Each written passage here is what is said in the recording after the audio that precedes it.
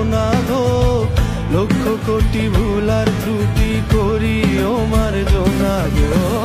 শোনাইব তোমারে আজ করেছি বাসনা গো, ঐরাবতের হৃদয় হতে ক্ষুদ্র এ রচনা। আমি কি করিব, কোথায় যাব, কোন সাধনে পাবো গো, আরেকটি বার তোমারই দর্শন,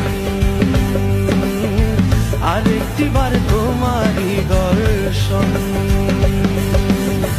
কোন বাঁধনে বাঁধি আমি, কেমনে তোমায় রাখি গো,